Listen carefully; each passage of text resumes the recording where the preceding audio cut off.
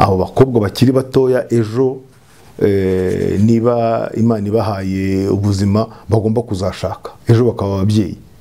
Prince Kid ni utazashaka. Abantu bavuga ko ari ugukingira bamwe mu bakomeye ngo bavugwamo. Hanavuzwa abakomanda 150 b'u Rwanda ngo binjiye muri Kongo. Ku ruhande rwa Central Africa bavuye kuri Central Africa mu ntara ya Ubangi. Ngo kuba wowe kare nijabo urimo umbaza warakoze icyaha. Tugasanga tugiye kugikurikirana byahungabanya umutekano kurushaho, dosiye tukayiklasa. Itegeko rirabitwemerera. Tariki 30 z'ukwezi kwa 4 muri 2022 uyu mwaka asoza kongere ya RPF, Perezida Kagame yavuze ko uriya muhungu yarezwe n'ibyaha byo gucuruza abantu. Ariko uyu munsi ariko icyo cyaha ntitwakibonye mu rukiko cyagiye. Niba rero Perezida aravuze ati ngiye muri raporo naho cyangwa se mu byo numvise bavugagamo ibi nibi, Perezida ntago ari ugena abantu babyumve neza 100%, ntago ari ugena. Niba muri nyubahiriza tegeko nshinga amategeko no mu bucamanza hari iyi ruswa, ninde uzakebura undi? Izo raporo akenshi tuzi impamvu zisohoka. Ntekereza yuko bafite ibimenyetso bigaragara atari amagambo gusa. Twongeye kubasuhuza kandi turabifuriza kugira ibihe byiza abadukurikiye kuri Primo Media Rwanda. Reka twizere ko muri amahoro abari mu Rwanda, abari ku mugabane wa Afrika, by'umwihariko muri East Africa, muri ibihugu duturanye byiganjemo abumva n'abavuga ururimi rw'Ikinyarwanda, abadukurikiye muri hakurya y'inkiko z'u Rwanda mu migabane itandukanye, namwe tubifurize kumererwa neza, kandi abatameze neza tubifuriza kwihangana. Turi kumwe na Maître Alain Mukuralinda, ni umuvugizi wungirije wa guverinoma y'u Rwanda, niwe tugiye kuganira muri aka kanya ku ngingo zitandukanye zirebana n'u Rwanda. Maître Alain Mukuru, tubahaye ikaze kuri Primo. Murakoze cyane. Namahoro. Namahoro. Nizere ko muri amahoro hano muri ministeri na turaho tumeze neza cyane. Tugiye kuganira ku ngingo zitandukanye. Hashize iminsi havugwa byinshi ku Rwanda, cyane cyane mu butabera bw'urabumetiriza, ariko kandi mu minsi ishize havuzwe ifungurwa ry'imipaka y'u Rwanda n'u Burundi. Yego. Guverinoma y'u Burundi, inzego zitandukanye mu Burundi, shyaka riri ku butegetsi CNDD-FDD mu mbwirwaruhame, abategetsi baryo barabyemeza, ariko kuri side y'u Rwanda ntacyo tuzi kugeza ubu. Ikintu cya mbere kuvuga ngo ntacyo muzi ntabwo ari byo, kuko urabizi ko twebwe ku ruhande rwacu umupaka urafunguye no uvuga ngo rero iki ngicyo cyo murakizi ko ku Rwanda n'ubundi umupaka ntabwo wari ufunze, hari igihe wafunzwe ariko warafunguwe. Ku rundi ruhande nk'uko mwabibonye abantu bavuga bati twambutse, bashyiraho amafoto, abantu barabyibazaho byinshi, ariko burya iyo bigeze mu nzego z'igihugu, inzego zifite uko zikora, zaba iz'umutekano, zaba iza diplomasi. Ni ukuvuga ngo nko muri diplomasi bafite uburyo abantu bahura, bafite uburyo abantu bandikiranwa, bafite uburyo abantu batanga amatangazo ku mugaragaro officiel. Igihe cyose umunsi hatari itangazo cyangwa se igikorwa officiel kivuga ati twebwe nk'ubuyobozi runaka twafashe icyemezo, bakamenyesha abayobozi bagenzi babo, tubifatanye nuko biri. Niba kuko hari abantu bambuka baturutse hirya n'abandi bagaturuka hino bakagenda ntagire ikibazo kiba, ubwo tubyakira gutyo. Igihe cyose ariko bitaravuga bati umupaka wari twafunze nk'uko biba byavuzwe, bigafatwa mu cyemezo wenda kikandikwa cyangwa se kigatangazwa n'ubifitiye ububasha, n'ubundi nicyo icyemezo kivanwaho n'ikindi. Ariko uburyo bwo gukora bushobora kuba butandukanye, bushobora no kuba ari n'igerageza, byose birashoboka. Ariko icyo nashaka kubwira nuko niba hari uburyo ibintu bikorwa ari mu nyandiko cyangwa se mu matangazo officiel cyangwa se yo ku mugaragaro, reka ariko tubivuga, igihe gihe bitarakorwa umuntu arategereza kugira ngo ubwo buryo bushyirwe mu nzira, bushyirwe mu bikorwa. Ariko hagati aho ngaho niho nk'uko nabivuze tubona amafoto, abantu bakagenda, umuntu akaza kwemeza ati ngiye nambutse cyangwa se nambukanye iki, nta kibazo nagize, hari umutekano, nta wabangamiwe. Ibyo tubyakira gutyo kugeza igihe nyine ubwo buryo buzatangarizwa. Nuko niba mubyumva neza, nta tangazo riri officiel riri ku ruhande rw'u Burundi rivuga ko imipaka ifunguye. Ntekereza ko rihari, abaturage baragenda, rihari nabo bararidutanze, abanyamakuru nabo bariribonye. Ariko niba abaturage bagenda, nkuko nabikubwiye natwe twa twafunguye umupaka ufunguye ariko wenda ntibabasha kugenda uyu munsi batangiye kubasha kugenda n'abaturage bavuye Burundi babivuga ntabari hano b'abarundi cyangwa abanyarwanda bavuga ati twagiye byagenze gutya na gutya nibyo na twize no kuganira mvuga nti abantu ntibakagira impungenge igihe cyose inzego z'igihugu zitandukanye guhera ku rwego rwo hasi kugera ku rwego rwo hejuru abayobozi baganira niyo haba hari ikibazo niyo baba batarabyumvikanaho icy'ingenzi no ko abantu bakomeza kuganira ba guverineri hari baraganira premier ministre yagiye intumwa ministre w'ubutabera w'u Burundi yarari hano intumwa ziragenda hari n'ibyo tutavuga cyangwa se n'itangazamakuru ritamenya ariko bamenye ko ibiganiro bihoraho niba rero ejo ubonye abantu bambutse nubwo nta kiratangazwa ku mugaragaro menya yuko bya biganiro bitangiye gutanga umusaruro aho ni ku ruhande rw'u Burundi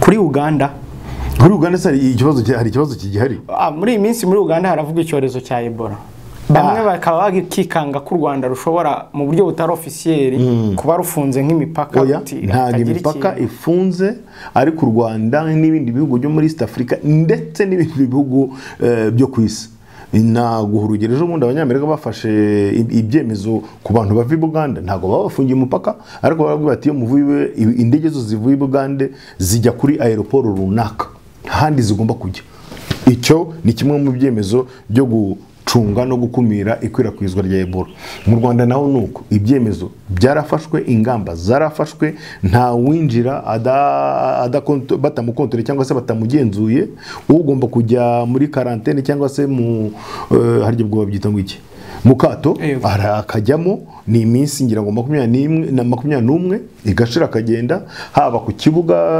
mpuzamahanga haba ku mipaka ibyemezo byarafashwe byo gukumira kandi kugeza uyu munsi abanyarwanda ne batuze nta muntu bari babona winjiye mu Rwanda cyangwa se uturutse hanze arwaye ni nacyo ako kato kamara no kugira ngo barebe muri iyo minsi 14 cyangwa 21 bashyizeho niba waranduye indwara itarigaragaza no kuvuga rero ngo uyu munsi RBC bishinzwe irakurikira haramutse hagize n'ikibazo kiba u Rwanda ruriteguye no kuvuga mu miti mu nkingo kuko ntago wakumva indwara iri mu karere ngo uterera agati mu ryinyo ariko niyo mpamvu rero abantu ntibakibazo wenda ngo kuki bitanavugwa bizavugwa ari ngombwa uyu munsi nta kibazo gihari kuko ingamba zafashwe zirahagije zirubahirizwa kandi ziragenzurwa zirakurikiranwa isaha ku yindi kuko Ebola ntago ari indwara yo gukinisha ikunda kuboneka muri kano karere warumvise ko mu Uganda yarageze muri Kongo tujya tuyehumva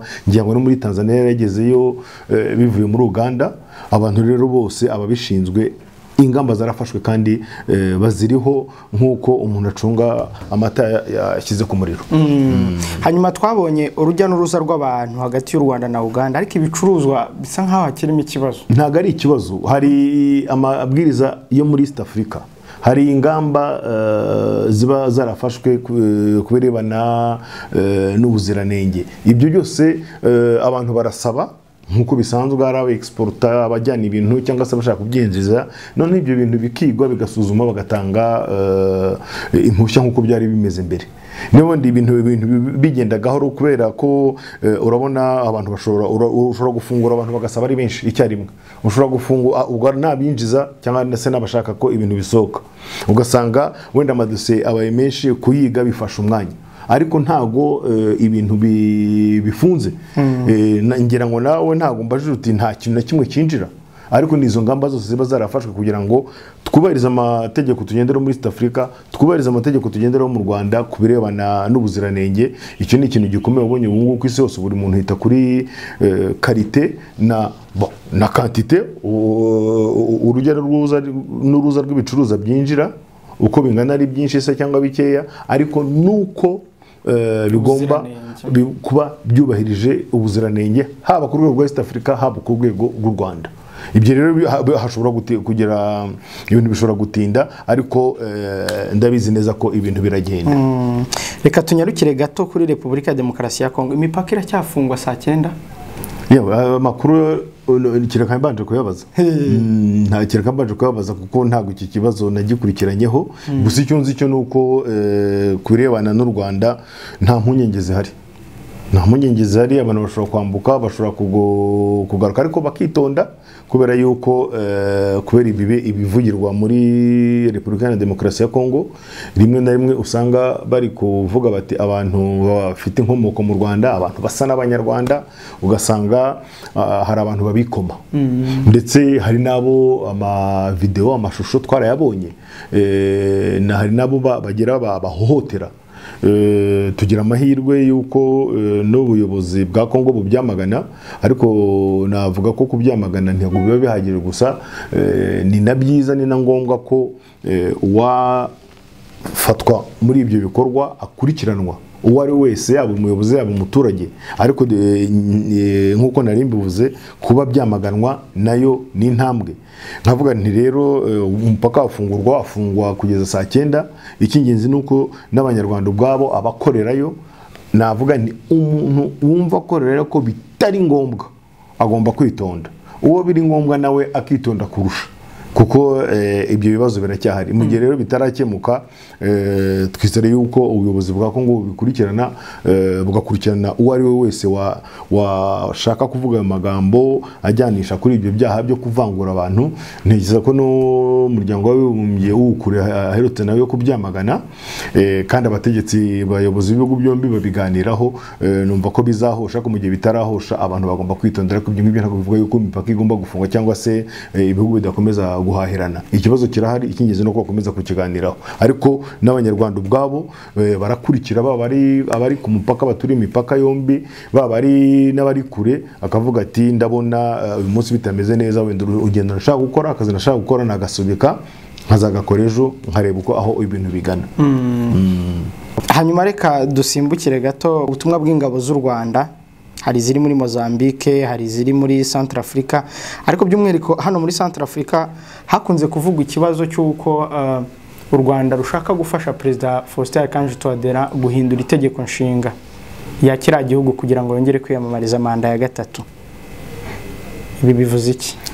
Icyo navuga nuko ntago ingabo z'u Rwanda ubutumwa zifite cyangwa se mission zifite harimo ibikorwa bya politike. Ibyo ngibyo abantu bagomba kubimenya. U Rwanda n'ingabo zarwo zifatanyije n'ingabo za Central Africa n'ibindi bihugu byaba biri muri Central Africa, inshingano zabo zari kugarura umutekano muri kiriya gihugu, guhangana n'abigometse ku butegetsi, kandi ntegeza ko icyo gikorwa bakigezeho, wenda ntikiruzura 100% kuko cyuzuye 100% banataha. Ariko navuga ko muri rusange iki gikorwa cyagezweho, ndetse tujya tubona n'ingabo z'u Rwanda zihabwa imidari, zihembwa, zishimwa. Ni ukuvuga yuko akazi kazijyanye karimo karakorwa neza. Ku rundi ruhande, ibyo ni ibibazo bya politike tudakwiye no kwinjiramo nk'ubukibajije bwose, kuko kujya kuvuga ibibazo bya politike nabaninje muri politike y'ibindi bihugu. Ariko twanabonye uko byagenze, ni ikibazo politike cya Central Africa, bafite uko byakozwe, cyagiye mu nkiko, inkiko zigifataho umwanzuro. Urumva rero niba n'inkiko zaragifashaho umwanzuro, mu nkiko cyangwa se no muri ubwo buyobozi nta hantu bigeze bavuga ingabo z'u Rwanda. Kuba rero hari ababivuga, niba hari amashyaka atavuga rumwe n'ubutegetsi hari akagira ibyo atangaza, banateguye imyigaragambyo itandukanye yo kwamagana u Rwanda, baganategura imyigaragambyo. Navuga ntibiri mu nshingano zabo cyangwa mu kazi kabo nk'abaopoza cyangwa nk'abatavuga rumwe n'ubutegetsi. Bagomba gushakisha impamvu zose, ariko no kwitonda mu gushakisha n'impamvu, ntushakisha impamvu zaba zahungabanya umutekano w'igihugu cyangwa zabahungabanya abantu bagiranye amasezerano na guverinoma yabo bafite inshingano zizwe. Ntekereza yuko bafite ibimenyetso bigaragara atari amagambo gusa, babitanga na guverinoma yacu yabikurikirana, kuko ni iri mu yagiranye amasezerano na guverinoma hano ngo bohereze ingabo, babikurikirana, guverinoma zombi zabikurikirana, kuko ndumva baba barengereye. Ariko navuga yuko mu byabajyanye nta bikorwa bya politike birimo, ni ibikorwa by'umutekano, ni ibikorwa byo kurinda ubusugire bw'icyo gihugu, bafatanyije n'ingabo zaho n'izindi za guverinoma yabaragiranye nabo amasezerano. Izo nizo nshingano z'ingabo z'u Rwanda. Naho ibindi bavuga ntawabuza abantu kuvuga, ariko binavuzwe ntegeze yuko ababishinzwe hano banabigenzura kugira ngo barebe ko hatagira n'uhirahira yibeshya ajya mu bikorwa bya politike kandi atari byo byamujyanye. Ibikorwa byamujyanye n'iby'umutekano, ntabwo ari bya politike. hanavuzwa abakomanda 150 b'u Rwanda ngo binjiye muri Congo ku ruhande rwa Central Africa bavuye kuri Central Africa mu ntara ya Ubangi naho se kandi barahinjira no bashaka kuvuga ko Congo ambasaderi wa Congo Kinshasa muri Central Africa yarabivuze hanyuma n'urwego rw'ubutasi muri Congo rurabivuga ariko ngiye ntekereza ko abantu bakwiye kujya tujye tugendera no ku by'umukuru w'igihugu cyacu yavuze ejo mu muryango w'abibumbye ko gusakuza cyane kwiramanta cyane ntago ari byo bikemura ibibazo ntago ari byo bikemura ibibazo nanigize ngo ni n'undi wabivuze ibyo ntitwabitindaho kuko abo muri Congo baravuga ibintu byinshi noneho urumva yuko n'ibinavuzwe bihereye muri Central Africa ni nkaho bavuze ati none Congo yose twarayizengurutse yego nicyo bavugaga n'ubundi ariko ntekereza yuko icyo navuga nuko uyu munsi n'abanyamakuru bari bakwiye nabo kugira kwicara noneho bakareba bakarondora bagakora ubushakashatsi kandi ntabwo bigoye bw'imitwe itandukanye irwanira muri Congo bakanibaza impamvu hahora havugwa umutwe umwe icyo kintu kuki nta muntu ugikoraho kuki bavuga bahora bavuga umutwe umwe kandi tuzi ko ngo hari imitwe 100 irenga byari bikwiye kuvugwa uyu munsi Congo ngira ngo iruta u Rwanda 188 hari ahantu wumva ujya kumva ngo bisha abaturage ngo bagize bate umutwe runaka ejo kumva bavuza ahandi ibyo bintu kandi bihoraho ntago ari ibintu bihagarara ariko bajya kuvuga buri gihe bakavuga M23 n'u Rwanda ukagira ngo ni wo mutwe wonyine uhaba ntekereza yuko abantu umunsi bashatse gusesengura muri ubwo buryo bazavuga batari ko bamugane kubera iki duhora tuvuga umutwe umwe gusa noneho undi tukoreka dufate nk'icyo wari uvuze ubwo se wafata abantu 150 b'abakomando bakinjira muri Central Africa ruguru baba bajyaye kuko Congo nkuko nabivuze ni nini reba Central Africa hiri urebe aho tuvuge da bagiye gufatanya nabo bavuga ngo bari muri est ya Congo Bukavu na Goma reba kuva muri Central Africa kugira ngo uzambuke ni ishyamba rihari kugira ngo uzambuke ujye gutera inkunga abo bandi bavuga reba kugira ngo uzave muri Central Africa umuntu kujya Kinshasa wanza ari nka kilometero nk'ibihumbi 2 kugira ngo uzagereye abantu 150 babagiye hehe ntekereza yuko igihe kirageze cyuko abantu basesengura bakavuga bati okay hari ikibazo runaka giye kivuga ariko hari n'ibindi byinshi bishamikiyeho indi mitwe ivuga kuki itavugwa ntago ari umutwe umwe uba hariya kuki ese hari impamvu runaka abayobozi ba Congo batandukanye bahora bishyizemo kuvuga ikibazo muri ubwo buryo gusa ibyo bigasesengurwa ntago bijya bisesengurwa baravuga gusa bakarekera aho ngaho ariko ntekereza yuko igisubizo umukuru w'igihugu yatanze ntiyanabitinzeho cyane avuga ati gora uvuye kwiramanta cyangwa se n'ubuzi ijambo ry'ikinyarwanda nabivugamo neza ntago ari byo bikemura ikibazo abantu bicare baganire ku bibazo bihari u Rwanda rwarabivuze abavugwa bo muri M23 s'abanyarwanda n'abanyekongo bafite nationalite zaba hariya bahageze igihe kibaye kinini bafite ibyo basaba leta yabo u Rwanda rwavuze ko rushobora gutanga inkunga iyo ari yose kugira ngo ikibazo gikemuke u Rwanda ruri tayari hamwe n'ibihugu byo mu karere mu gukemura icyo kibazo hari ingabo zirimo zijyayo bavuze ko u Rwanda zizaguma zitazarenga umupaka wazo zizakumira ku mupaka wazo ibyemezo byafashwe nibareke bishyirwe mu bikorwa niba bavuze ngo ingabo za East Africa zizaza iza Kenya zikaba zaragiyeyo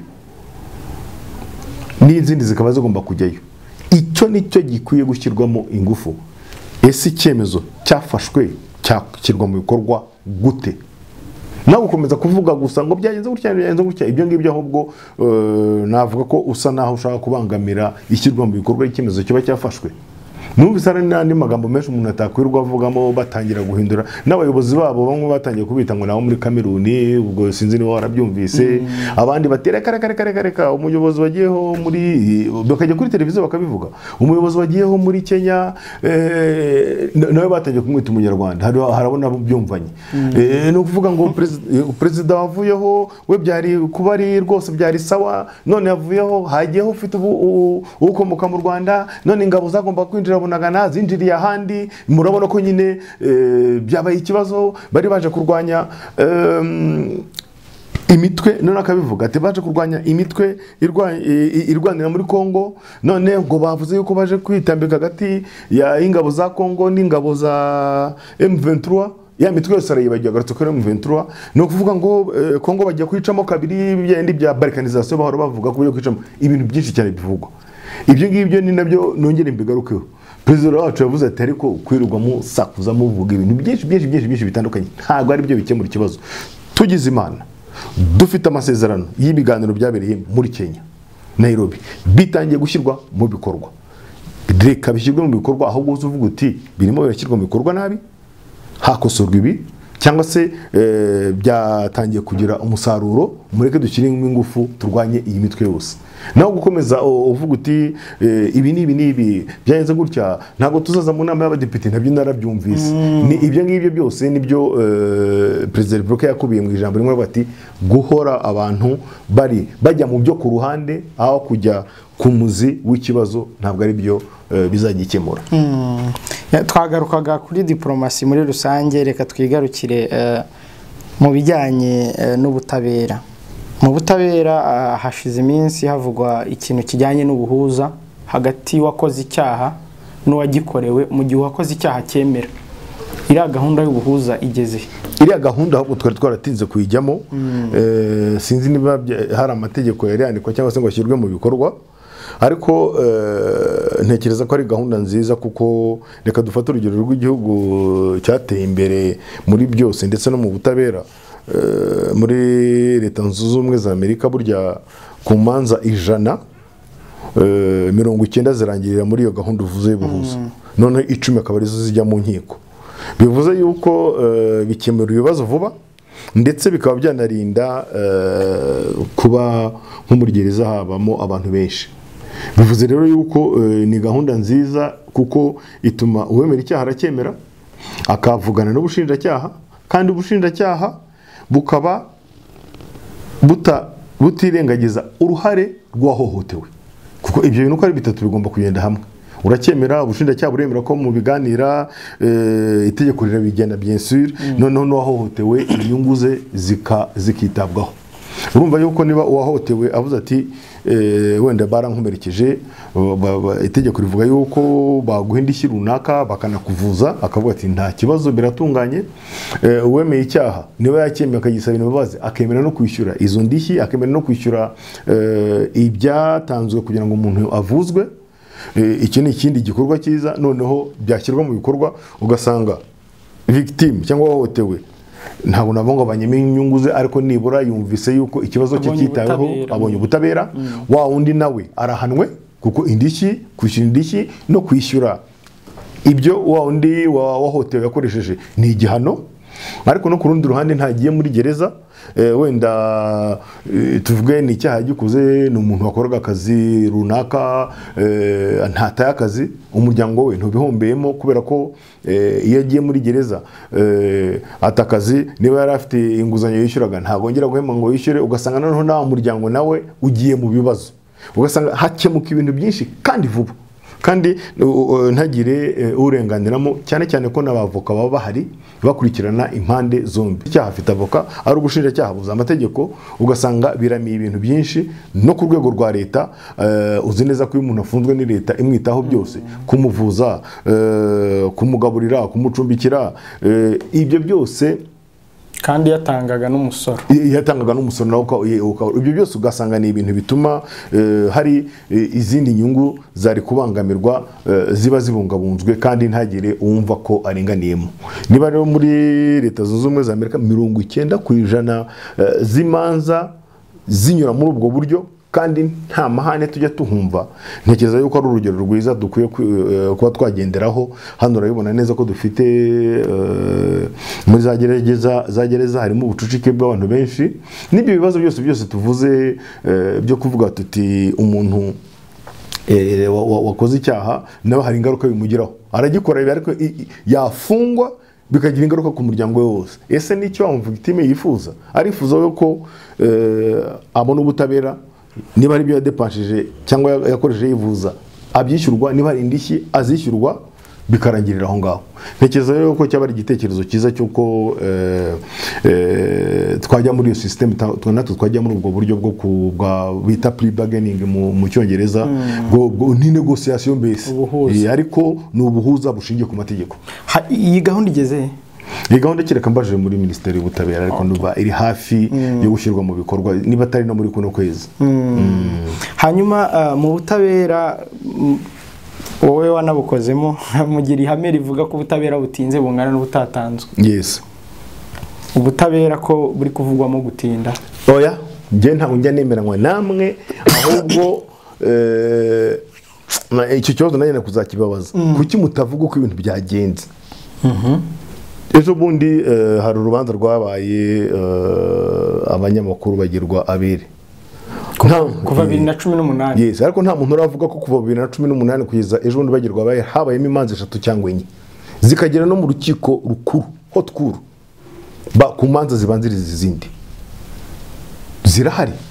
Ariko nta muntu n'umwe nigeze numva bivuga. Bigize neza no kubibaza, ndanazifite hano rwose. Yes, bagiye baburana. Reka tureke iby'imanza dusobanurire gatoya uko procedure igenda. Iyo ufunzwe, ubushinjacyaha bugasaba ko ufungwa by'agateganyo iminsi 30, bukabihabwa kubera iperereza. Iyi iperereza ritararangira, buri minsi 30 buza gusaba ko igihe cyongerwa. Noneho rero hari amezi ateganyijwe yuko dosiye aho mbiherukira n'ibitegeko ritarahindutse ni amezi 6. Ubundi hakagombye kuba ijya perereza ryarangiye yagiye mu rukiko. Abantu bafunzwe muri 2018. Izo prolongation cyangwa uko kongera igihe biraba kuko iyo ubushinjacyaha butabikoze, inspection irabigenzura. Mu bushinjacyaha, gereza irabigenzura kuko igufunze udafite icyemezo cyongerewe, Diregiteri wa gereza ushobora kumurega ko gufunze mu buryo bunyuranyije n'amategeko. Ntago rero gereza yarangara ngo n'ubushinjacyaha burangare. Cyane cyane ko uzi ko urangaye ukazagaruka imbere y'umucamanza akabona ko warengeje ibihe, ashobora guhita mufungura. Bivuze ngo rero ibyo bintu byitabwaho. Ariko hagati aho ngaho, iyo hajemo izindi manza zo kujurira kuri ibyo byemezo byafashwe, bikagenda byanagera no mu rukiko rukuru, muri haute cour cyangwa cour d'appel, ni ibintu bigenda bifata igihe. Izo manza ziba zihari zirimo ziburanwa. Noneho icyo hari n'ibindi bagiye babimbazamo, kuki abantu bibagirwa ko hagati aho ngaho hari imyaka 2 yakubise nta kintu gikorwa. Ubu se corona itazamo urubanza ntirwari gucirwa muri 20, aho kugira ngo bimare imyaka 4 bikamara 2 wenda, uretse ko atari mikeya. Ariko icyo nshaka kubwira nuko ibyo bintu byose biba bikwiye gusesengurwa bikavugwa, bakagaragaza bati ese haba hari igihe umushinjacyaha yibagiwe gukora prolongation, icyo cyaba ari ikibazo.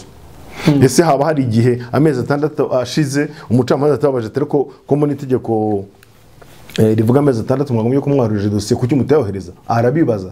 Niba bibajije ko mwatirira kunywa ko umucamanza, ubwo n'ubifungwa n'ifungurwa. Ariko hari urundi rubanza rubanziriza izindi manza ruri muri haute cour, yabikoraho iki, ararureka rukarangira. Izo manza zose zirahari. Ntekereza rero ko abantu bajye cyane cyane abanyamakuru, niba hari abispecializa muri gukurikirana imanza, bijya bibaho kuko bamwe bajya mu mupira, abandi bakajya mu makuru, abandi bakagera bate, nkaho nabonye uri muri politique akenshi muri rusange n'ububanyi n'amahanga. Ariko akavuga ati ariko nibyo koko hashize imyaka 4, yewe ntago bisobanutse, akagenda akabaza ati kubera icyo abantu bamaze imyaka 4. Iyo babibaza bari kubona izo manza 3 zirahari bagiye baburana, ndiba baraburana gasawe kubigenza gute, kandi itegeko rirasobanutse. Iyo dosiye iri gukurikiranwa ufunze, uguma muri iyo eta. Iyo uri gukurikiranwa udafunzwe, wagera n'Imana urubanza rukamumiza, umucamanza ntategeko ngo hita ufungwa, ukajurira uguma muri eta wari urimo no kuvuga ngo uzajurira ugumwe ukurikiranwe uri hanze ntegeza ko rero rimwe na rimwe kuri case y'abamporiki ejo najurira kubera ko yakurikiranwe kuva yatangira ari hanze adafunze umucamanza akaba atarategetse arrestation immediate cyangwa uvuga ati muri yo shaka kurusoma ko ngo imyaka 4 kandi bahite bagufata ibyo nabyo itegeko rirabyemera niba atabikoze ubwo azajurira none ubujurire agume muri leta yararimo azaburane ari hanze ni ukumvuga rero ni ibintu biba bitasobanuwe neza ntekereza rero koko n'abantu bagomba kugitandura cyane cyane nk'abanyamakuru bagomba gufasha niba atanabyumva neza akabaza none tukabisobanura kugira ngo n'abaturage batabyumva nabi bakavuga batari kuko wa mugani nawe umuntu agenda akamara imyaka ine bakamufungura naregere n'indi shidahiri ariko ni usanga hari akandi kazi kagendaga gakorwa ngiye ngoma no kubigaruka ntugomba kwibagirwa igihe cya covid twamaze turi guma mu rugo ntago inkiko zakoraga yes hari n'igihe zaburanye zikaburana online mwarabibonye n'ubu biracyakomezaho gatoya ariko rero ngira ngo muri rusange tugiye tujya muri detail cyangwa abantu bakabaza byajya bisobanuka ntago ari ukugira ngo abantu barengane gusa icyo navugaga hari nk'igihe nk'ubwo bushinjacyaha buvuga ngo waba ugikusanya ibimenyetso umuntu ejo bundi na mugenzi wacu Kirafasi warore yakigarutse ari kumwe n'abantu mu butabera babaza ati ni gute umuntu yiba igitoki akemera ko yakibye ubushinjacyaha bukavuga ngo niwe mufunze iminsi 30 y'agateganyo tugiye gushaka ibimenyetso nibihe bimenyetso bindi birenze kuba yemeye ko yakibye ibyo ngibyo hari icyo amategeko ateganya hari n'uburyo bwo kwishyira mu bikorwa icyo gihe birebana reka mvuge ngo ukwiyumva ukwizera no kwiyumvamo ubushobozi k'umushinjacyaha ku giti cye ibyo ngibyo ntabwo wabirenganyiriza ubutabera muri rusange cyangwa ubushinjacyaha by'umwihariko bwose umushinjacyaha niwe ugomba kumva ati ngiye mfite dosiye umupolisi yankoreye dosiye yayinyoherereje n'umuntu ubyemera n'igitoki arakikoreye arakizanye angeza imbere ngiye nk'umushinjacyaha ku giti cyanjye umuntu wize amategeko uyafite uyumva ndakora iki reka se tuvuge n'ibyo ngibyo ese ni na ngombwa ko njyana no kumusabira ko afungwa by'agateganyo ibyo byose umushinjacyaha itegeko rifite competence ububasha bimuha ashobora gukoresha yaba ari guca amande yaba ari gufunga by'agateganyo yaba ari kurekura by'agateganyo ubwo se abagishaka ibihe bimenyetso nyine ibyo nkubwira ntago icyo gihe wamusabye kujya mu bwenge cyangwa mu mutwe wa buri mushinjacyaha nge nakubwira icyo nakubwira nti reba wowe nk'umushinjacyaha competence cyangwa se ububasha amategeko aguha ku byaha runaka uko bitandukanye mu buremere igito igikomeye icy'ubugome niba bakuzaniye umuntu wishe umuntu urakora iperereza nk'iry'umuntu w'iby'igitoki noneho bakuzaniye umuntu wishe umuntu w'iby'igitoki kandi bose barabyemera ni hahandi kuwisha umuntu uzakora attention kuko ushobora gufata se umuntu aba abyemera hari wakingiye ikibaba umuntu ashobora kwica umuntu umwana ashobora kwica umuntu isakaza akavuga ati nigiye amwisha kugira ngo arengere umwana we none ukavuga uku kwemera kwe ngomba kukwitondera ndakora iperereza n'umunyarwanda babwira n'umunyamahanga babwira ko ari gukora iperereza ku cyaha cy'ubwicanyi rigimbitse nta kibazo azabaza ariko noneho bakuzaniye igitoki wa mugani umuntu by'igitoki ibyo ngibyo ntabwo ari procureur general azaza kubwira icyemezo ugomba gufata ntabwo ari procureur ku rwego rwisumbuye azaza kubwira umushinjacyaha ku rwego rw'ibanze ngo bigenze gutya itegeko rihari rirasobanutse rishyire mu bikorwa aho ngaho nta kindi rwose nakubwira ni ukuvuga ngo ni imyumvire y'amategeko ni confidence cyangwa ukwiyumvamo ko ushoboye gukora ibyo bintu kwiyumvamo ko ushoboye gufata icyemezo cyo kuvuga ati uyu muntu koko y'igitoki arabyemera yewe na nyir'ubwite yarareze wenda baranamusubije icyo gitoki cye mfate ikihe cyemezo hari abantu batinya principe ni iyi principe ni liberté no gukurikirana umuntu ari hanze ariko njya numva n'abantu benshi biramanta nanjye nkirimo narabyumvaga ngo wagira ngo abashiracyaha twarabiranduye principe no gufunga noneho liberté kabariyo exception urumva ni iki ni imyumvire ya principe ni imyumvire y'amategeko ni confidence z'umuntu zo kuvuga ati ngiyewe oya mfite ibimenyetso bihagije nakurikiranwa ari hanze cyangwa se ndamuca amande birarangiye iyi tegeko ribyemera cyangwa se nta n'ikimenyetso kirimo nagende. Hari abashinjacyaha ntekereza ko ari bake cyane atinya gufungura umuntu ngo bigebera ngo akabijugunyira abacamanza nabo bajya bivuga buryo baranaguseka iyo babona ubazaniye dosiye nta kimenyetso kirimo ari ukubyikuraho gusa ngo ngo nafungurwe n'ubucamanza.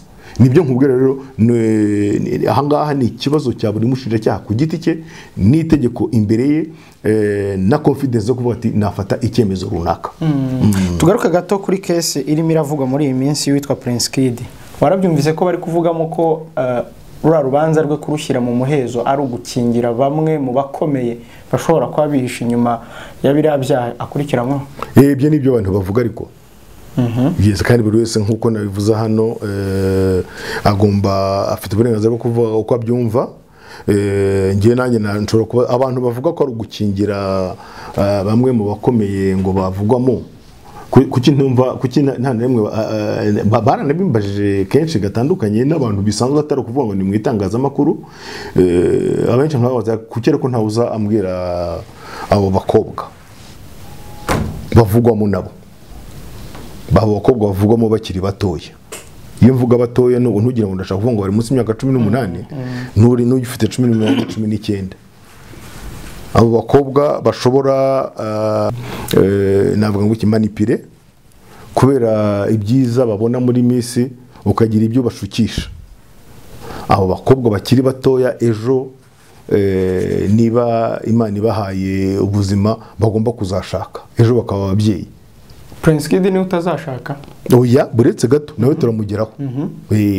Noneho rero niyo muvuze ngo itegeko ngo rirarengera ngo abo bayobozi cyangwa abantu bakomeye abari bo bose mujye munibuka ukomye urusyo akomeye n'ingasire sibyo. Noneho tunagaruke kuri Prince Kid. Ibyo avuga ngo byaravuzwe ni imiburanire ye ntago atanzuru nta kintu aberetse koko yababwiye uko yaba yaravuze uko dosingana ngo tumenye amapaje yayo. Yes, niba umuntu atakubwiye se amapaje ya dosiye ngo umenye uburemere bwa dosiye uko ingana ngo umenye koko nkuko abivuga ngo byose biri hanze ko ari byo ntabwo ari byo. Yaranavuze ngo byose biri hanze nta burenganzira afite bwo kuvuga ibiri hanze ibyo ari byo kuko bari kuburana nyine ku kintu cy'umuhezo. Hanyuma ikintu nyamukuru muri ibyo ngibyo umuhezo uteganywa n'itegeko. Byaba ikibazo ari uko bashyizeho umuhezo ariko bakanyuranya n'itegeko. Nuvuga ngo rugomba gufata uruhande rwa Prince Kid ugafata uruhande rw'aba victim ugafata uruhande rw'abavugamo bose nabo muvuga ngo bakingiwe ikibaba. Noneho umucamanza niwe wenyine ufite uburenganzira bwo gusesengura akavuga ati hano haraba umuhezo cyangwa ntabwo haba umuhezo bitewe n'ibishobora guhungabana. Ushobora kuburanisha urubanza ukarubaranisha mu buryo runaka ushaka ubutabera hagahungabana byinshi kurushaho. Hari n'ikindi nagira ngo nibutse buri ubushinjacyaha bunafite uburenganzira bwo kuba wowe karenijabo urimo umbaza warakoze icyaha tugasanga tugiye kugikurikirana byahungabanya umutekano kurushaho dosiye tukayiklasa itegeko rirabitwemerera. Ibyo ngibyo none ibaze bibaye induru uzavuga ngo noneho bamukingiye ikibaba ngo dosiye bayikinguye kandi ngo wenda tuvuga ari umucuruzi ukomeye cyangwa se umuyobozi ukomeye ngo kubera ko ari umuyobozi. Hari ibyo bintu abantu biba biri muri dosiye bitavugwa abantu babisoma umucamanza agasoma. Umucamanza nta mucamanza kuburanisha dosiye cyangwa ari umusazi dosiye atabanje kuyisoma yose kugira ngo ujye uvuga ikintu amenye aho kiri cyangwa amenye ko kinarimo. Ubushinjacyaha ko bwagombye kuba bwabikoze. Ubushinjacyaha nibwo bwagombye kuba bwarayoje mu rukiko buzi ko ibimenyetso byuzuye. Urega nawe nako uregwa nawe afite strategy cyangwa se umurongo abagomba kuburaniraho. Ariko twese haraho ruzingiye ni itegeko. Ni itegeko. Bivuze ngo rero niba tugomba kugendera ku itegeko rikaba riteganya umuhezo nk'ubwo ibintu bitajya bivugwa. Nta muntu numva mu bibazwa byose avuga ati inyungu z'aba bakobwa zo bite. Ntimukagira ngo ushobora gusanga hari n'abandi bakobwa bavugwamo bo batagiye mu itangazamakuru, aba bamwe bagiyemo kubera wenda ari abantu bamenyekanye bazwi, kana bo barazwi, akaba ari bahora bavugwa. Ushobora gusanga harimo abandi bakobwa 10 cyangwa 20 tutazi, birashoboka. Nkuko yanashobora kuvuga ati okay, nibaburane mu muhezo, byigeze kumba mu rubanza ndani ndimo umutangabuhamya turamuhisha, Arusha byarabaye, none umutangabuhamya bakamuha ntibavuga amazina ye, bagatanga kode gusa. Ibyo bibaho, byose birashoboka. Icy'ingenzi nuko ibikorwa biba biteganyijwe n'itegeko kandi mukamwabiburanyeho. Niba hari inyungu zuregwa zabangamiwe, ashobora kubijuririra. Ibyo nabyo ashobora kubijuririra, ariko n'umucamanza no yategetse ati bibe mu muhezo, agamotiva, agasobanura impamvu bigomba kuba mu muhezo. N'itegeko rero bimwemerera, nta byacitse biba byabaye. Reka tugaruke gato kuri ruswa. Havuzwemo ruswa y'igitsina muri biriya bintu bya ba Nyampinga. Ariko tariki 30 z'ukwezi kwa 4 muri 2022 uyu mwaka, asoza kongere ya RPF, Perezida Kagame yavuze ko uriya muhungu yarezwe n'ibyaha byo gucuruza abantu. Ariko uyu munsi ariko icyo cyaha ntitwakibonye mu rukiko, cyagiye uyu. Niba Perezida wa Repubulika mu byo yumvise cyangwa akorewe muri raporo bavuga bati umuntu akurikiranyweho ibi n'ibi, mukanya wavuze ngo basaba iminsi 30 yo gukomeza gukora iperereza. Iminsi 30 yo gukomeza gukora iperereza ishobora no kuba 60 na 90, ariko nturenza amezi 6, kandi ukibanda kujya usaba kongera igihe. Nicyo ngicyo nyine imaze. Umuntu bashobora kuza bamurega icyaha kimwe muri polisi, bakamubaza ubugenzacyaha, bukamubaza bukohereza mu bushinjacyaha, baje murega kimwe, ariko mu gukora rya perereza rya muri ya minsi 5 bafite babonye ibindi 3, haje kimwe hagiye 4. Ubushinjacyaha nabwo bukavuga buti dukomeze dukore iperereza, wajya kohereza mu rukiko bakoherezamo kimwe cyo baboneye ibimenyetso. Kurushyira mu ruhame ntaho byaba bihuriye no gukingira abo ngabo yacuruzaga abo bantu. Ibyo ngibyo rose mubyumve neza, mujye mumenya ko iperereza rikorwa. Niyo mpamvu basa ntibakagira ngo abantu ntibakabagire ngo niba ubushinjacyaha bwasabye kongererwa iminsi kugira ngo bikore iperereza, ntago aba ari amagambo. No kugira ngo urebe koko bo ese ibi byaha umuntu akekwaho hari ibikorwa bigaragaza akoze ko iki cyaha gikekwa koko, hari ibimenyetso, hari amategeko abihana. Noneho rero niba bihari biraguma uko byaje, niba hari ibyiyongereyemo barabishyiramo, niba hari ibivuyemo barabivanamo. Hari urugero rwabaye bana abanyamakuru benshi bambajije, cyane cyane ko nanjye rovuzwemo umugabo wavuze kuri ariko buryo warasesenguye ushaka kuvuga hari icyo abamurize ni icyo bamufata, ariko ngewe ushobora gusesengura ugasanga harimo no gukwirakwiza ibihuha, ugasanga ikimenyetso kirimo muri ibyo byaha ntacyo bavuze bakacyongeramo.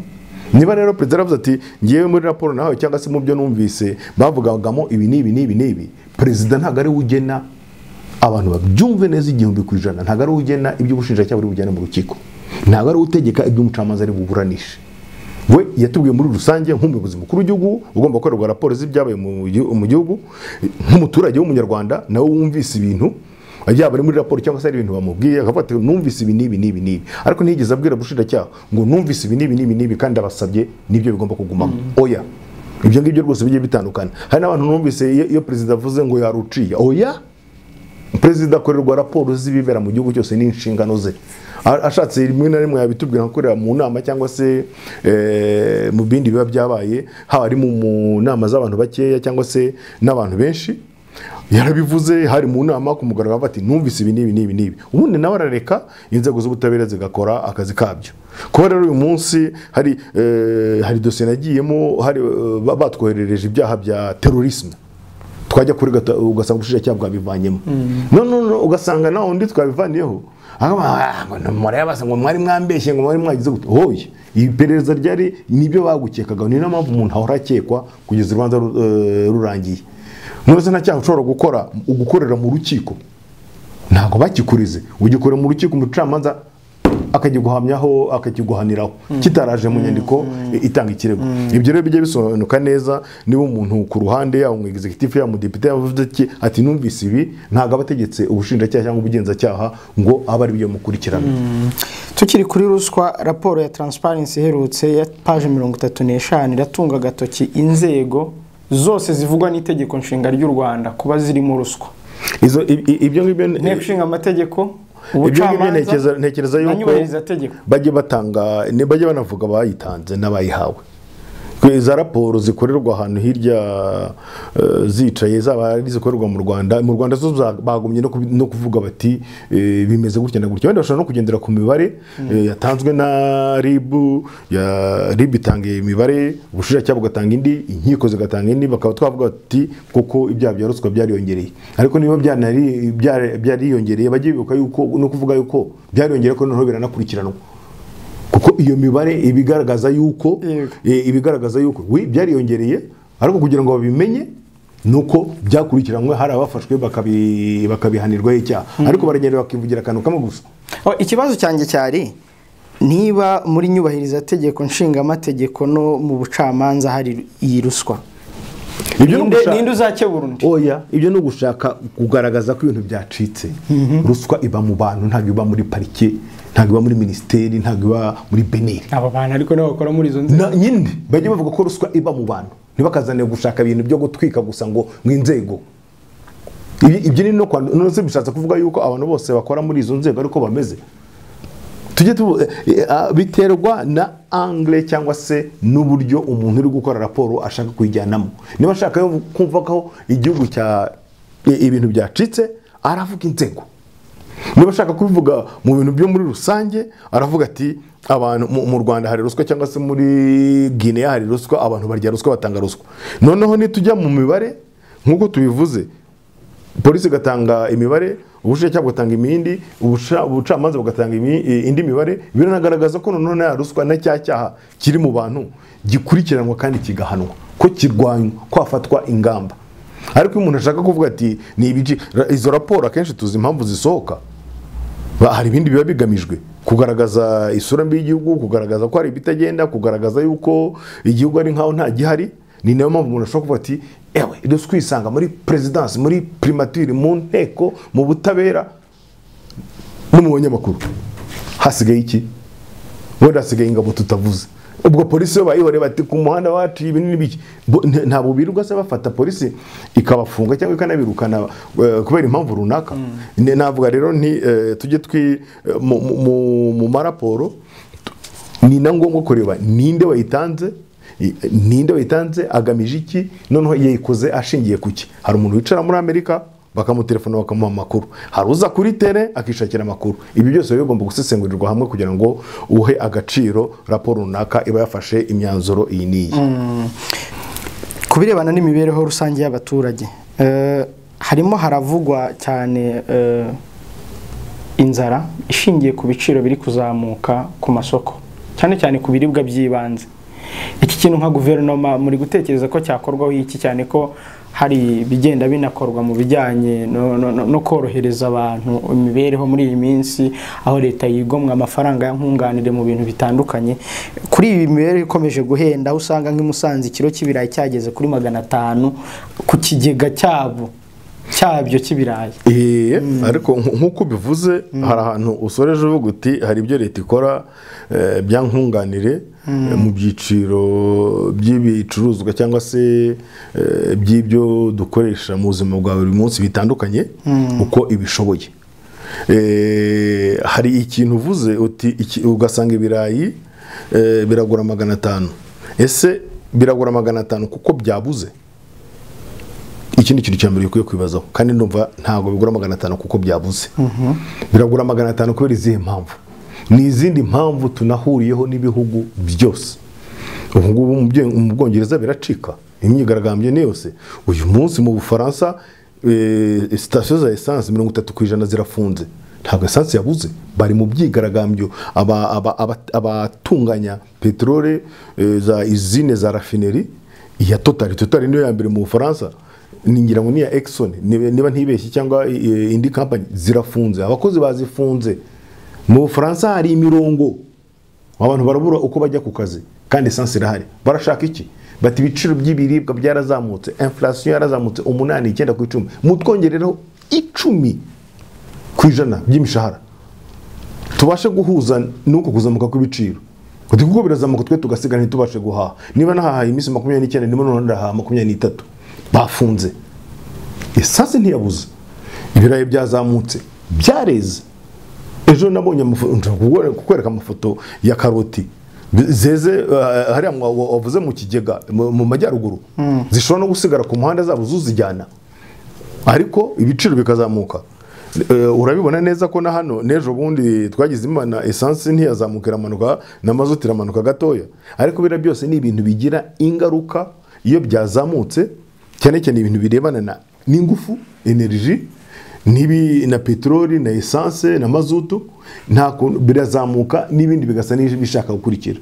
Niba essence imaze kwiyongera amafaranga 500 600, wajyaga kuzana nyine ibirayi ejo bizanaga essence y'igura 200, none umunsi iragura 600 700, urumva hatazamo ingaruka.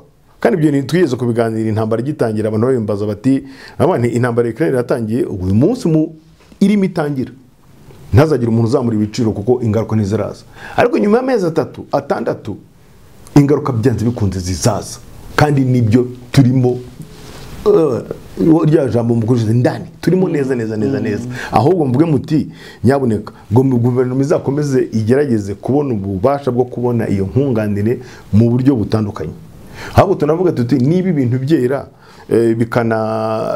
bikabura uko bigezwa ahandi kubera kwenda ibiciro byo bya transport byazamutse, guverinoma nireba uburyo yabihunika ibibasha guhunikwa, ejo hatazagira n'ikindi kiba ugasanga nabyo birahari. Ariko ibintu biraboneka ku isoko, ahubwo birahenze ariko biraboneka.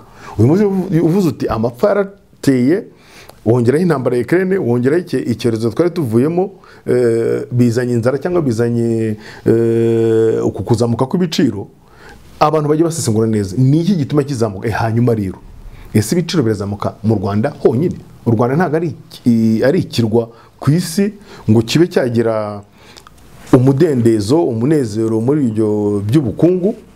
Abandi bose barimo barira, ahantu hose baririra kubera iki kibazo kizamuka rya petroli n'ituma ibintu byose bitugeraho. Nibizamutse rero gahoro gahoro byatugera imbaraga. Ejo bundi mu cyumweru gishize ibihugu bikungahaye kuri petroli byagabanyije quantity. Ubu se ko byayigabanyije, abantu bajye basesengura mu kwezi kwa 12 kwa mbere niba bakomeje kwigabanya bizagenda bite? Ibiciro bizazamuka nibizamuka. Nejo bundi aho guverinoma yabashije kutugabanyiriza izongera izamure, izabibikoze se kubera ku bushake? Izabibikoze kubera ko byo bihugu bikungahaye byagabanyije quantité cyangwa se ingano ya petroli baduhaga? Ibyo ngibyo ntacyo twabikoraho, kandi bizagira ingaruka ku bihugu byose. Nguko uko ibiciro ku soko mpuzamahanga nyuma y'amezi 2 nyuma y'amezi 3 bigira ingaruka ku biciro mu Rwanda. Ariko twakwishimira ko guverinoma itabirangarana, ishaka izo nkunganire ikagerageza kubikumira ngo ntibizamuke cyane. Ariko kugira ngo uvuge ngo ntibizazamuka kwaba ari ukubeshya abaturage. Mbaye urugero rwonyine rwo mu Bwongereza, ejo bundi barihanganye bari mu kiriyo baratuza, ariko ubu ni imyigaragambyo. Mbaye urugero mu Bufaransa, ibyo ni ibihugu bikomeye ku isi twese tuzi, ariko iyo ubona mu Bufaransa hari imirongo ya essence, hirya hano muri East Africa mu minsi ishize byarabaye haba imirongo, tukaba nta mirongo duheruka mu Rwanda. Ntekereza ko ari ikintu abanyarwanda baba bakwiye kuzirikana. Ntabwo mbabwiye ngo ntibakishimire kuko nyine iyo bizamuka twese biratugora, ariko nibura akavuga ati hari igikorwa kugira ngo natwe tutagira iriya mirongo cyangwa tutagenda n'amaguru. Hanyuma irihindagurika ry'ibiciro by'ibikomoka kuri petroli si ubwa mbere ribaye, si ubwa kabiri, nta n'uzabihagarika byaba kujya hasi cyangwa kuzamuka. Ariko ikibazo ni leta ikora iki kugira ngo irihindagurika ritazajya rikomeza kugira ingaruka ku baturage? Leta igomba gukomeza. Ubwo nari ndimo ndavuga ngo wenda niba hari stoke ishobora kubakwa ikavuga ati mu mezi 6 ibi biciro nibizamuka, nibura twe tuzadufite stoke idashobora kudestabiliza ibiciro by'abaturage. Ntibishoboka.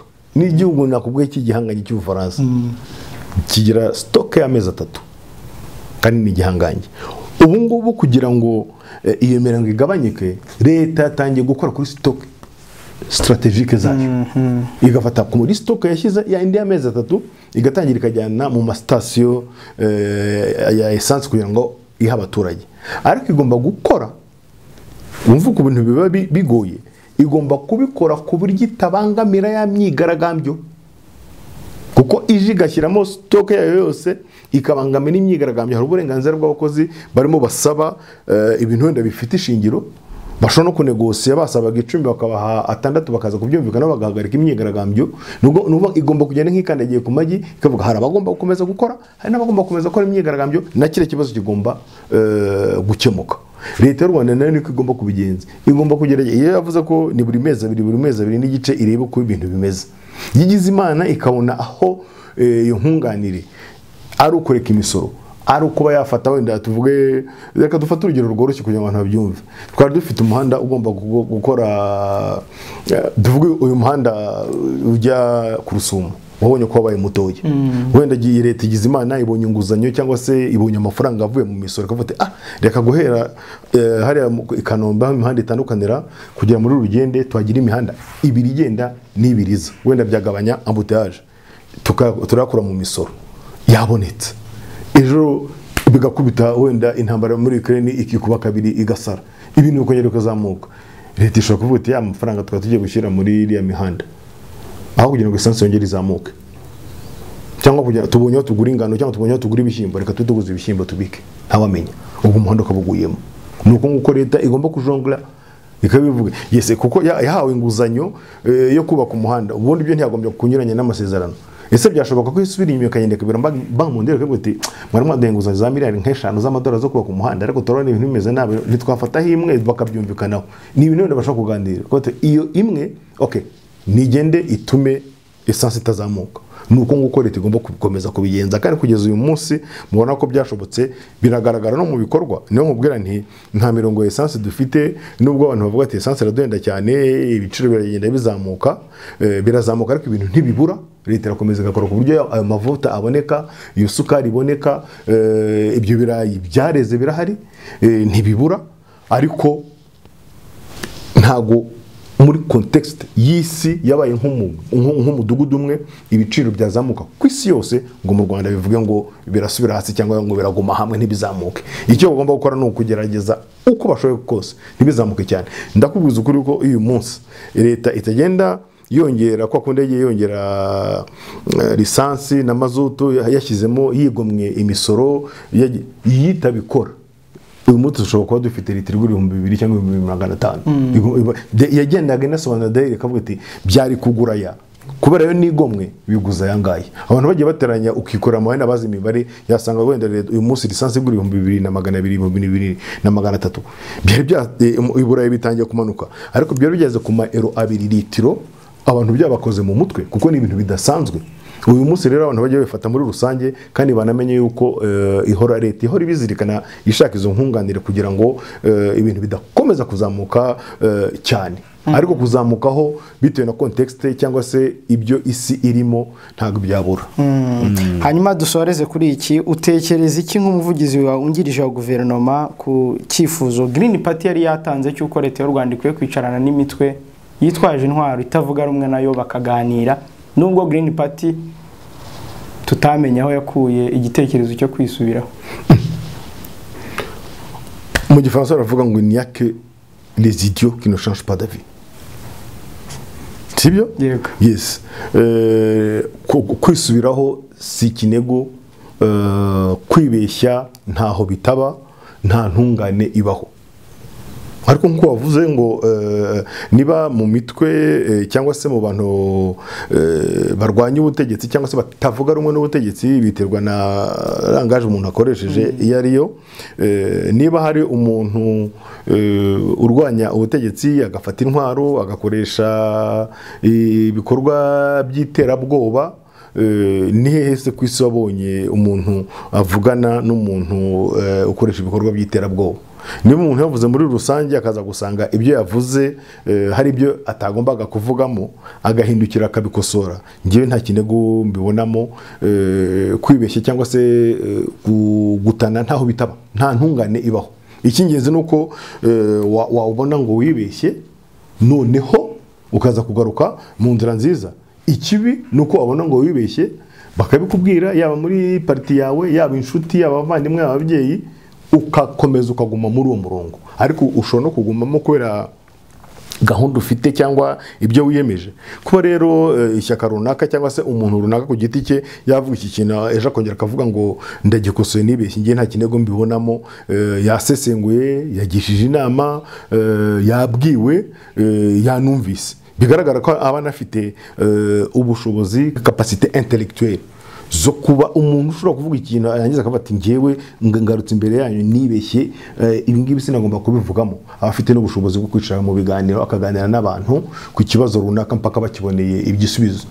Yaba nta n'igisubizo babonetse, aba ari capable yo kuvuga ati ngewe nubwo tutabyumva kimwe ariko ntago tugomba kubipfa. Ubwo bushobozi ngewe bingaragaza ko ubwo bushobozi abufite. Naho kunangira burya ntago ari byiza. Ni kuvuga rero kuvuga ati ngiye nagukoze ikintu ndagikosoye nuko noneho mbibona, nta kinego birimo, ntibya bikwiye no gutera ikibazo. Ahubwo ni ibintu byo gushimwa kuko biba bigaragaje yuko umuntu ashobora kwibeshya, yabona kuko yibeshya akabigarukaho. Bivuze ko mugiye no mu mpaka mwazijya ariko atarizanya ngo turwane. Maître Alain Mukuru, umuvugizi wungirije wa guverinoma y'u Rwanda, turagushimiye. Niba nta cyongeraho ku kiganiro twagiranye?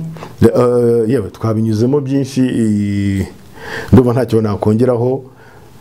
Ariko cyariko hari cyo twavuga kameme kuko byari byavuzwe cyane birasakuza hari abantu bimutse.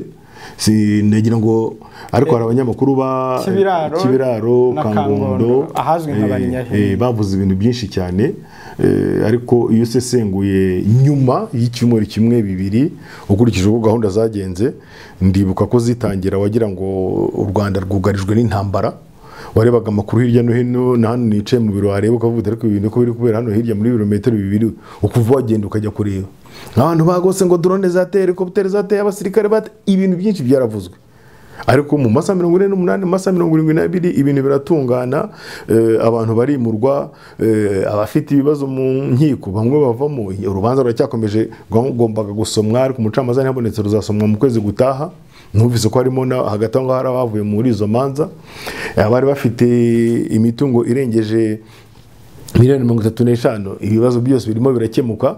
N'ibibazo byabereye Kangondo ntibyari nako aho bimukiye mu Musanze ntibyari kubura. Nta hantu hajya habura ikibazo ngo hari umuntu habahora uruntu. Ariko ntago ari ibibazo byananiranye. Ngenda navuga ko hari isomo nabonyemo ku ruhande rumwe rwo kuvuga tuti ubuyobozi muri rusange niba ari igikorwa runaka icyo ari cyo cyose mugomba gufata umwanya wo gusobanura. Babona ko batanasobanura neza bakongera bangombwa bagafata ijoro n'amanywa bagasobanura. Ibyo ni ngombwa. Gusobanura ubwo ndavuga gusobanurira ba nyirubwite, ariko hari no gusobanurira abanyarwanda muri rusange bakabaha uko ibintu biri gukorwa, uko gahunda ziteye, ari kurebana n'ibikorwa bigiye gukorwa, ari birebana n'amategeko, n'abanyarwanda muri rusange bagasobanurirwa. Kuko iyo uretse uruhande rumwe rugafata ijambo rukavuga ukuntu uko rubyumva ni uburenganzira bwarwo, urundi ntiruvuge, nibwo usanga ibintu bigenda bisa n'ibitana, bikaba byavamo n'amahane, abantu bakinangira. Hari abantu batari barageze mu Busanza bababwira amazu yaho, ariko akicara akavuga ngo akati ngiye sinzava hano, ataragiye kureba. Yajya kureba akavuga ati ateze nuko nguko bimeze.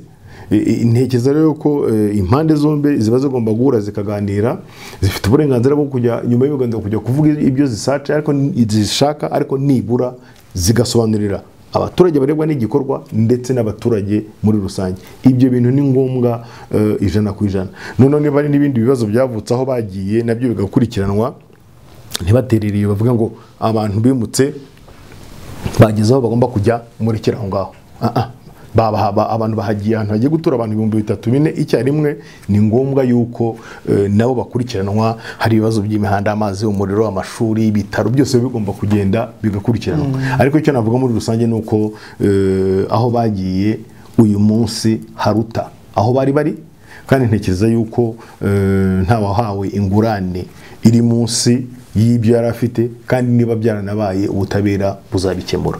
Icyo kintu rwose cyari ngombwa abaturage bajya bagerageza gukurikirana gahunda za guverinoma, ibyo batumva basobanuzwe, ariko na guverinoma nayo ubwayo isobanure byimbitse. Ukoze hasi unyibutse ibuye, muri iyi midugudu y'icyitegererezo iri kubakwa hirya no hino hari igihe harimo ibibazo, kugira ngo mujya munabyumva, na Perezida wa Repubulika mu rugendo yagiriye mu Burasirazuba yakomoje ku mudugudu wa Rugabano urimo ibibazo by'inzara, abaturage kutagira aho bahinga, bamwe bakanacana muri ziriya nzu biba bigaragara ko ari inzu nziza, abandi bakavuga bati inzu n'icyo iririyemo kuntuza ntabyo mfite byo kurya ntacyo bimbwiye.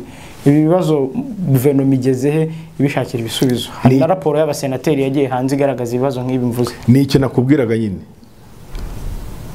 gufata abaturage bakimuka, bamara kwimuka ukabagezayo ukavuga uti nabimuye, nk'ubuyobozi ugaterera iyo. Ibyo ni amakosa. Niba bimutse ugomba gukomeza kubakurikirana. Niba ari ahantu ubimuye ahantu bahingaga wenda bagenda kure yaho, ariko imirimo yabo ntiyibambuye,